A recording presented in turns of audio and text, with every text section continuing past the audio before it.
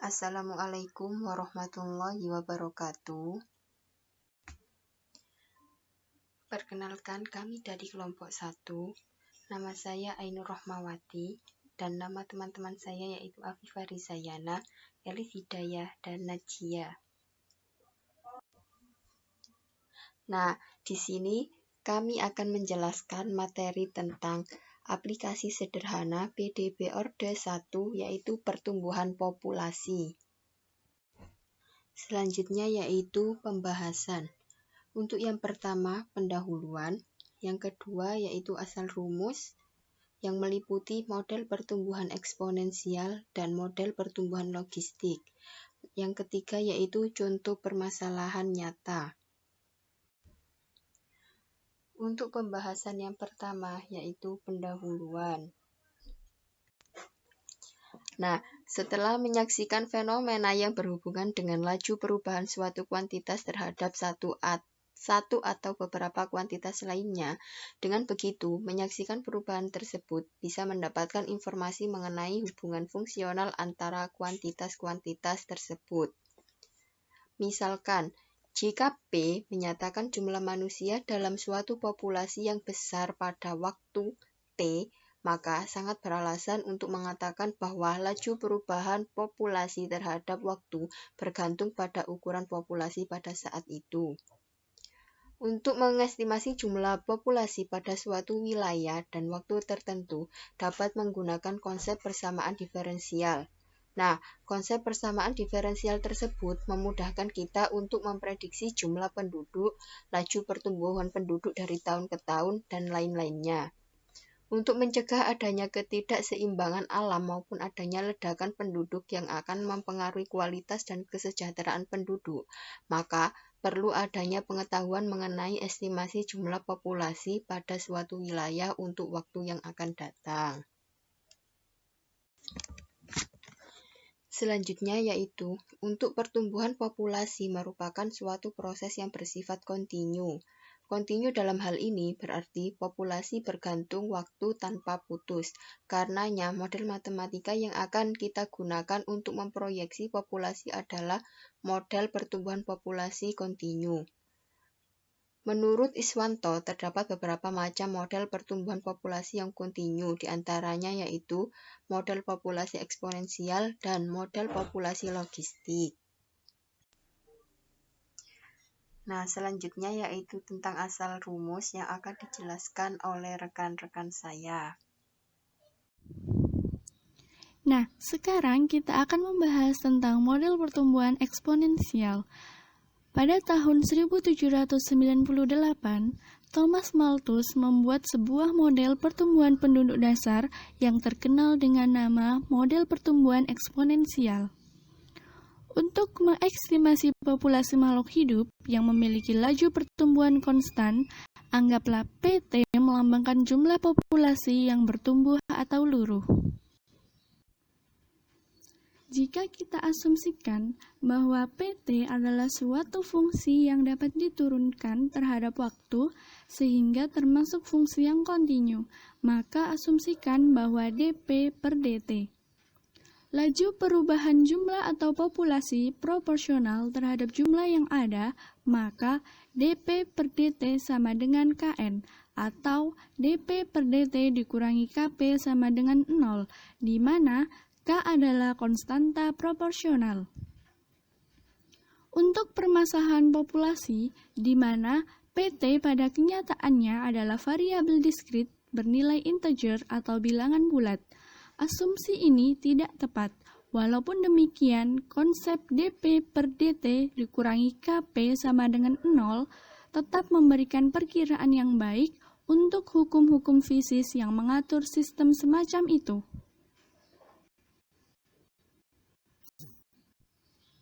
Sekarang diasumsikan pada model ini bahwa populasi bertambah dengan laju pertumbuhan populasi yang sebanding dengan besarnya populasi. Misalkan, PT menyatakan jumlah populasi pada saat T atau waktu, dan K menyatakan laju pertumbuhan populasi, maka model populasi eksponensial dinyatakan dalam bentuk dP per dt sama dengan KPT, yang mana merupakan persamaan diferensial separabel, sehingga kita dapat mencari solusi umumnya sebagai berikut dengan cara di bawah ini. Integral dp per p sama dengan integral k dt. Ln p t sama dengan kt ditambah c. E pangkat ln pt sama dengan E pangkat kt plus c. pt sama dengan E pangkat kt plus c. Ini merupakan persamaan pertama. Jika diberikan kondisi awal T sama dengan 0 dan P awal sama dengan P0, maka diperoleh C sama dengan ln P0. Sehingga bila nilai C disubstitusikan ke dalam persamaan 1 menghasilkan PT sama dengan E pangkat KT plus ln P0 sama dengan E pangkat KT, E pangkat ln P0 sama dengan P0 E pangkat KT, yaitu merupakan persamaan kedua. Dengan PT yaitu jumlah populasi pada saat T, P0 yaitu jumlah populasi awal saat T sama dengan 0, K yaitu laju pertumbuhan per kapita populasi, dan T yaitu waktu. Persamaan 2 merupakan bentuk solusi khusus dari model pertumbuhan eksponensial. Dari persamaan tersebut, dapat dilihat jika nilai K positif, maka populasi akan meningkat secara eksponensial. Sebaliknya, jika nilai K negatif, maka populasi akan semakin punah. Untuk mencari nilai K, dapat menggunakan rumus pada persamaan 2, sehingga diperoleh sebagai berikut. PT sama dengan P0 E pangkat KT, atau K sama dengan 1 per T ln PT per P0. Baik, selanjutnya akan melanjutkan tentang asal rumus model pertumbuhan logistik. Model ini pertama kali diperkenalkan oleh matematikawan dan juga seorang ahli biologi kebangsaan Belanda, yaitu Pierre Verhulst pada tahun 1838. Yang mana pada model pertumbuhan populasi logistik ini merupakan penyempurnaan dari model pertumbuhan eksponensial. Pada model ini, jumlah populasi dipengaruhi oleh lingkungan seperti persediaan makanan. Model logistik mengasumsikan bahwa pada waktu tertentu jumlah populasi akan mendekati titik keseimbangan atau equilibrium. Pada titik ini, jumlah kelahiran dan kematian dianggap sama, sehingga grafiknya mendekati konstan. Maka bentuk sederhana untuk laju pertumbuhan relatif yang mengakomodasi asumsi ini adalah 1 per P dikali dP per dt sama dengan K dikali 1 min P per K. Jika kedua ruas dikalikan oleh model untuk pertumbuhan populasi yang dikenal dengan persamaan diferensial logistik, yaitu dP per dt sama dengan K dikali P dikali 1 min P per K, sehingga ini menjadi persamaan 3. Maka perhatikan bahwa dari persamaan 3 akan diperoleh jika P kecil dibandingkan dengan K, maka P per K mendekati 0 dan dP per dt hampir sama K dikali P. Namun, jika P ke K masih mendekati kapasitas tampungnya, maka P per K ke 1 sehingga dP per dt mendekati 1. Jika populasi P berada di antara 0 dan K, maka ruas kanan persamaan di atas bernilai positif, sehingga dP per dt mendekati 1 dan populasinya akan naik. Akan tetapi, jika populasi melampaui kapasitas tampungnya atau P lebih besar dari K, maka 1 dikurangi P per K negatif.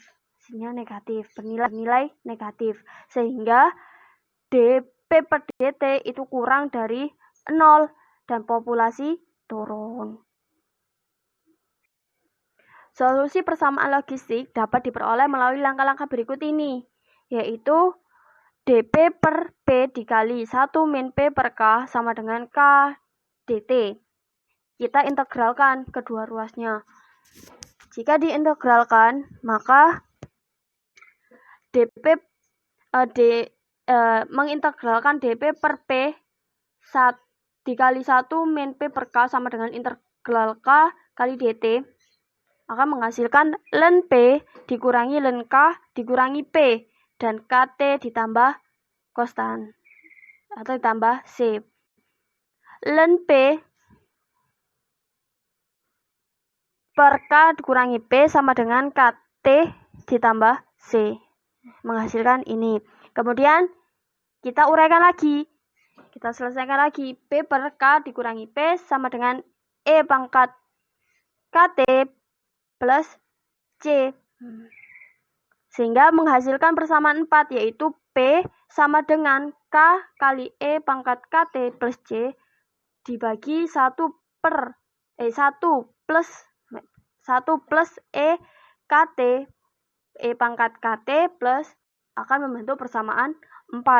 Nah, jika kita membiarkan nilai awal T sama dengan 0 dan P0 sama dengan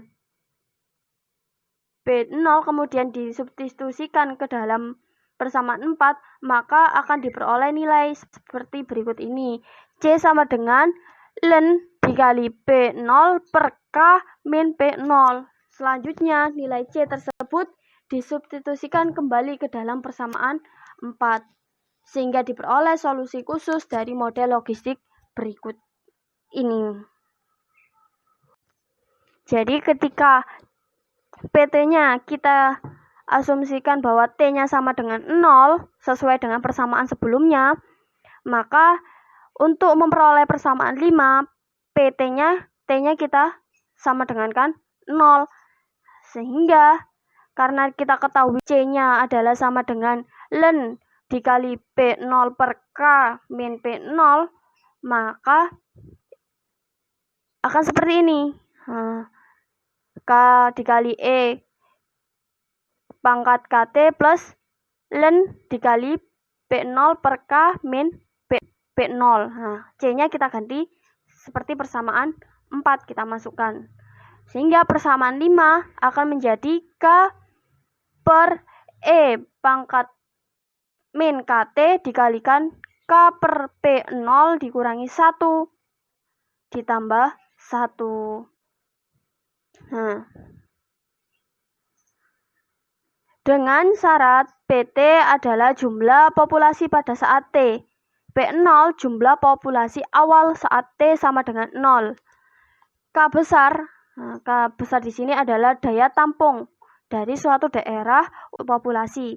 K kecil laju pertumbuhan per kapita populasi. T-nya sendiri di sini adalah waktu. Nah, persamaan 5 merupakan bentuk sederhana dari solusi khusus model logistik yang akan digunakan dalam melakukan proyeksi penduduk suatu kota. Menurut Iswanto dalam Nuraini tahun 2017, penentuan nilai K dapat dilakukan dengan cara trial and error, yaitu dengan cara mensubstitusikan perkiraan nilai K ke dalam model yang diperoleh, sehingga yang diperoleh model mendekati jumlah populasi yang seharusnya. Seperti itu yang bisa saya sampaikan. Selanjutnya akan dilanjutkan oleh rekan saya. Baik, untuk selanjutnya saya Najia, saya akan menjelaskan mengenai contoh permasalahan nyata aplikasi sederhana PDB order 1, yaitu yang pertumbuhan populasi. Contohnya, diberikan model pertumbuhan populasi Kota Surabaya berdasarkan data jumlah penduduk Kota Surabaya tahun 2018 sampai tahun 2019 dengan menggunakan model eksponensial dan logistik. Prediksilah jumlah penduduk Kota Surabaya pada tahun 2025. Nah, data pada tabel 1 menyatakan jumlah penduduk Kota Surabaya dari tahun 2018 sampai 2019, di mana tahun 2018 jumlah penduduknya yaitu 3.094.732 jiwa penduduk.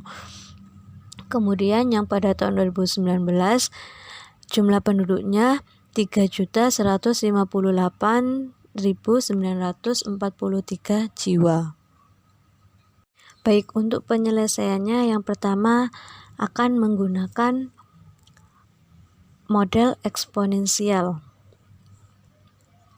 Dalam hal ini kita bisa menggunakan konsep yang telah dijelaskan di awal, yaitu konsep model eksponensial dP per dt min K kali P sama dengan 0. Dengan terlebih dahulu kita mencari nilai K atau konstanta proporsional.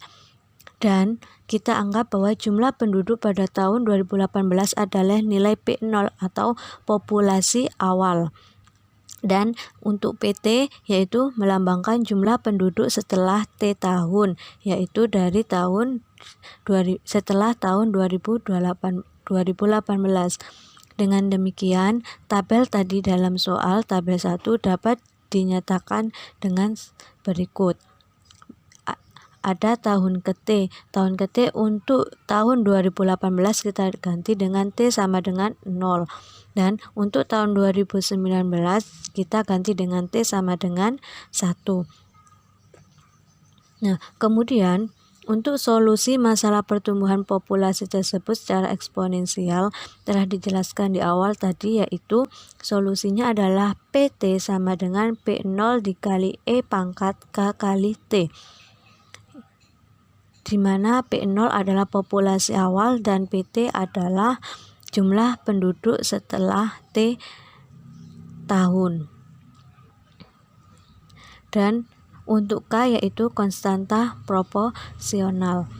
Nah, untuk mencari nilai K-nya sendiri, pertama substitusikan T sama dengan 1 dan P0 sama dengan 3.094.732 dan P1-nya yaitu 3.158.943. Yang P1 ini merupakan jumlah penduduk di tahun 2019. Maka diperoleh P1 sama dengan P0 dikali E pangkat K kali 1. Nah, ini kan tadi disubstitusikan tuh dari rumusnya, yaitu PT sama dengan P0 dikali E pangkat K kali T, maka T-nya ini diganti dengan 1.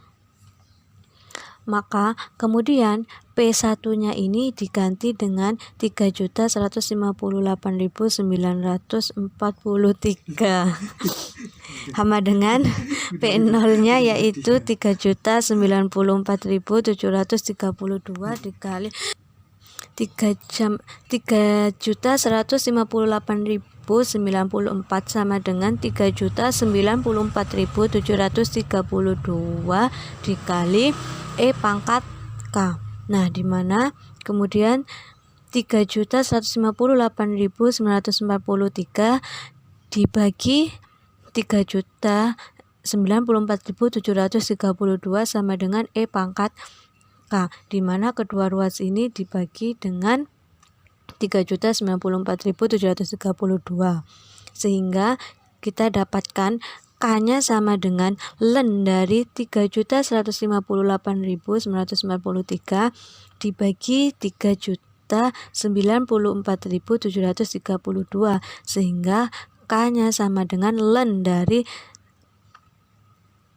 1,020,748, sehingga K sama dengan 0,020536. Dengan demikian, kita dapat mengestimasi jumlah penduduk pada tiap tahun dengan jumlah penduduk pada tahun 2018 sebagai P0 ke dalam persamaan PT sama dengan P0 kali E pangkat K kali T. Nah, di mana K-nya sudah ketemu, maka kita masukkan ke rumus kita substitusikan ke rumus awalnya, yaitu PT sama dengan P0 kali E pangkat K kali T. Nah, dimana kita kan tadi mencarinya yaitu mencari prediksi pada tahun 2025. Maka untuk sebagai contoh estimasi jumlah penduduk pada tahun 2025 adalah kita contohkan sebagai P ke 7, dimana jika kita tadi 2018 adalah T-nya itu 0, maka ketika 2025 maka T-nya sama dengan 7. Maka di sini contohnya estimasi jumlah penduduk pada tahun 2025 adalah P-nya P7. Maka kita masukkan ke rumus awal tadi, PT sama dengan P0 dikali E K pangkat T, T-nya kita ganti dengan 7 dan P0-nya kita ganti dengan 3.094.732 dan K-nya kita ganti dengan 0,020536.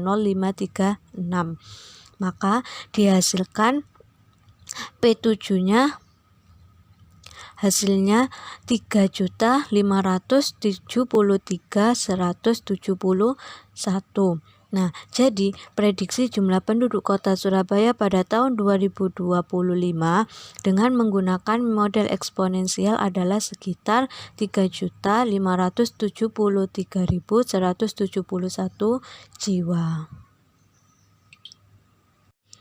Baik, untuk yang selanjutnya yaitu menggunakan prediksi pertumbuhan populasi menggunakan model logistik. Nah, untuk model logistik ini kita ada tambahan yaitu daya tampung atau carrying capacity dari suatu daerah untuk populasi tersebut. Nah, oleh karenanya untuk mencari atau penentuan nilai K yang telah dijelaskan di awal tadi bab model logistik, penentuan nilai K itu dapat dilakukan dengan cara trial and error atau dengan cara mensubstitusikan perkiraan nilai K. Maka oleh karenanya untuk penyelesaian model logistik ini K-nya kita menggunakan prediksi. Jika dilihat pada tabel 1 data jumlah penduduk Kota Surabaya tadi, kita lihat bahwa pada tahun 2018 sampai 2019 untuk jumlah penduduk Kota Surabaya itu di bawah 3.500.000. Oleh karenanya kita asumsikan nilai kapasitas tampungnya yaitu K-nya yaitu 3.500.000.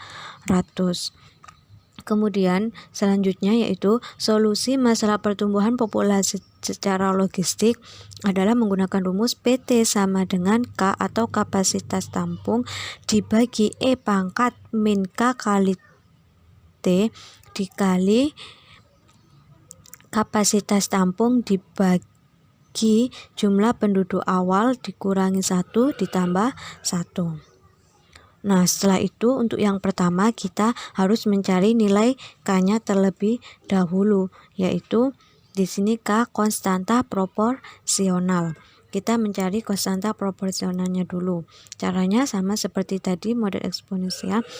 Substitusikan dulu T sama dengan 1 dan P0-nya atau jumlah penduduk awalnya yaitu 3.094.732 dan nilai K-nya 3.500.000 dan P1-nya 3.158.943 yang merupakan jumlah penduduk di tahun 2019. Hingga diperoleh kita substitusikan tadi T-nya diganti dengan 1 dan K atau kapasitas tampungnya diganti dengan 3.500.000. Kemudian untuk penduduk awalnya P0-nya kita ganti jadi 3.094.732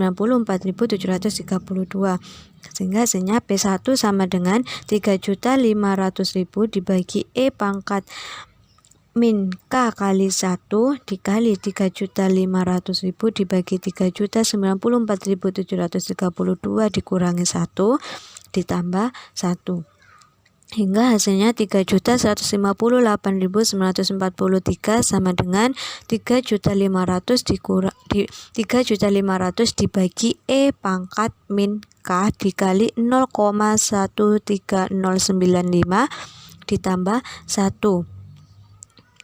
Kemudian kita kalikan silang sehingga menghasilkan 3.158.943 dikali E pangkat min K dikali 0,13095 ditambah 1 sama dengan 3.500.000 yang hasilnya 413.663,58585 dikali E pangkat min K ditambah 3.158.943 sama dengan 3.500. Kemudian 413.663,58585 E pangkat min K sama dengan 3.500.000 dikurangi 3.158.943 yang mana tadi itu di kedua ruas dikurangi 3.158.943. Kemudian hasilnya 413.663,58585 E pangkat min K sama dengan 341.057. Maka E min K sama dengan 341. Kemudian kedua ruas dibagi dengan 413.663,58585 yang menghasilkan E pangkat min K sama dengan 0,8245. Maka hasilnya min K sama dengan 0,8245. Min K sama dengan min 0,1929978. Maka K-nya sama dengan 0,1929978. Nah, karena K-nya sudah ketemu, maka kita dapat mengestimasi jumlah penduduk pada tiap tahun dengan jumlah penduduk pada tahun 2018 sebagai B0 ke dalam persamaan PT sama dengan kapasitas tampung atau daya tampung dibagi E pangkat min K kali T dikali kapasitas tampung dibagi penduduk. Jumlah penduduk awal dikurangi 1 ditambah 1. Nah, kita contohkan tadi kan estimasi jumlah penduduk pada tahun 2025 adalah P7. Nah, 2025 itu T-nya adalah T-nya ke 7, yaitu kita masukkan P7. Nah, kemudian kita substitusikan tadi T-nya jadi kita ubah menjadi 7 dan K atau daya atau kapasitas tampungnya kita ganti dengan 3.500.000 dan untuk K yang kapasitas proporsionalnya kita ganti menjadi 0,1929978 sehingga hasilnya P7 sama dengan 3.500.000 dibagi E pangkat min 0,1929978 dikali 7 dikali 3.500.000 dibagi 3.094.732 dikurangi 1 ditambah 1. Nah, hasilnya P7 sama dengan 3.500.000 dibagi E pangkat min 1,350.846 dikali 0,13095 ditambah 1 yang hasilnya P7 sama dengan 3.500 per 1,03392. Maka hasilnya P7 sama dengan 3.384.174,87 yang kita setarakan dengan 3.385.175. Maka prediksi jumlah penduduk kota Surabaya pada tahun 2025 dengan menggunakan model logistik adalah sekitar 3.385.175 jiwa. Mungkin itu saja penjelasan dari kami dari kelompok 1 mengenai aplikasi sederhana PDB Order 1 mengenai pertumbuhan populasi. Kami mohon maaf sebesar-besarnya atas kekurangan dalam penjelasan kami. Sekian dari kami. Wassalamualaikum warahmatullahi wabarakatuh.